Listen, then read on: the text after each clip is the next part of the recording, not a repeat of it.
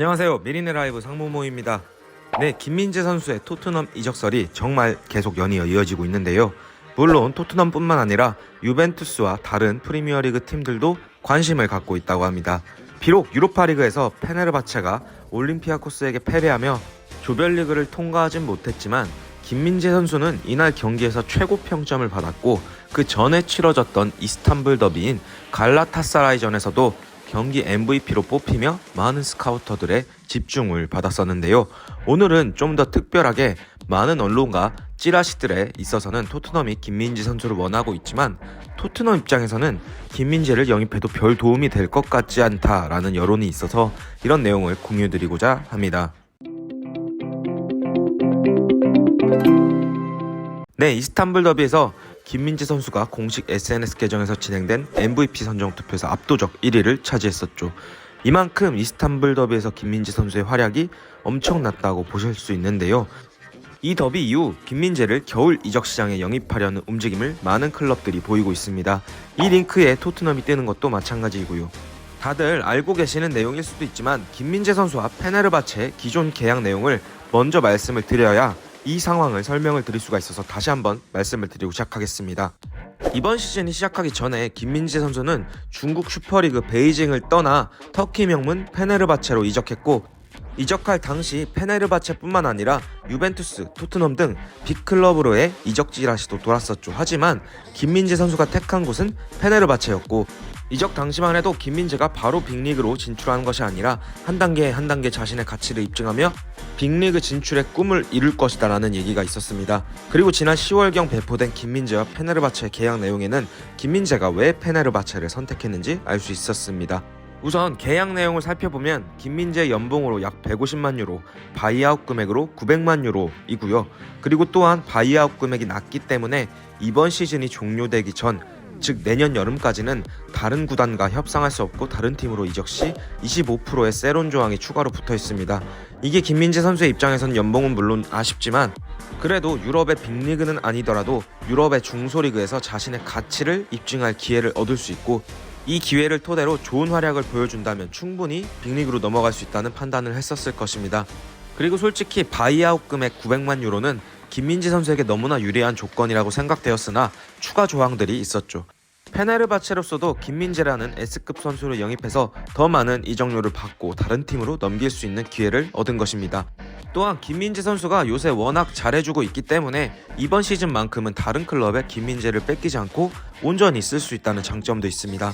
그리고 마지막으로 세론 조항이 있기 때문에 김민재 선수가 페네르바체에서 다른 클럽으로 이적하고 또다시 다른 클럽으로 이적할 경우 페네르바체는 앉아서 이적료의 25%를 꿀꺽하게 되는 거죠.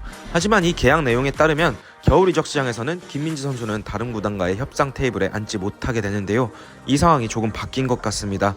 일단 B클럽 입장에서는 솔직히 A급, S급 선수들을 영입하는 데 있어서 바이아웃 900만 유로는 정말 적은 금액이라고 볼 수 있습니다.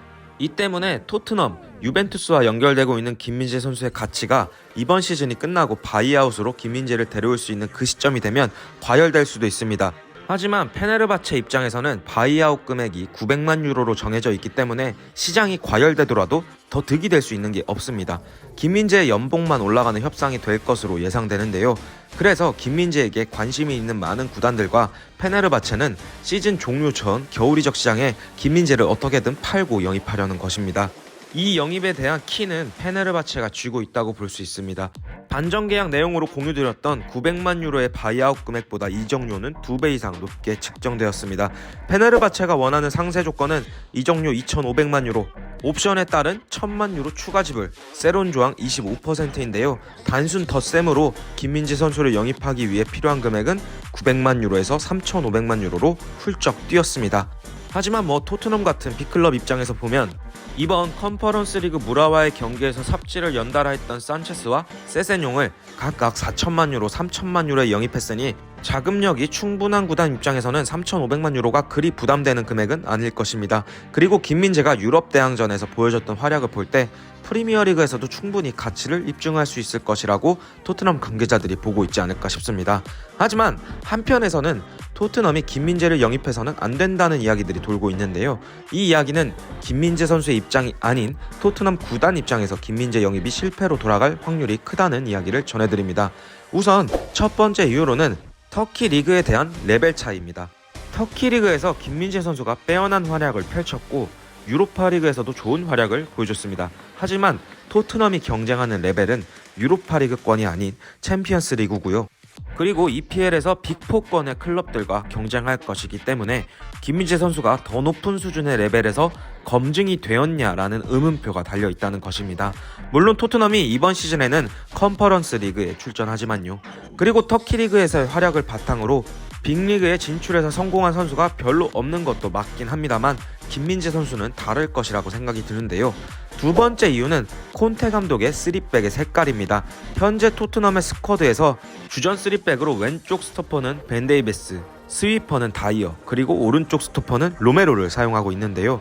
김민재 선수는 빌드업에도 관여하고 앞으로 나가는 성격이 있기 때문에 스위퍼보다는 오른쪽, 왼쪽 스토퍼 자리에 어울리는데요. 일단 로메로가 이번 시즌 시작 전 아탈란타에서 넘어오면서 오른쪽 스토퍼 자리를 꿰찼고 토트넘의 그 어떤 수비수보다 제일 안정적입니다.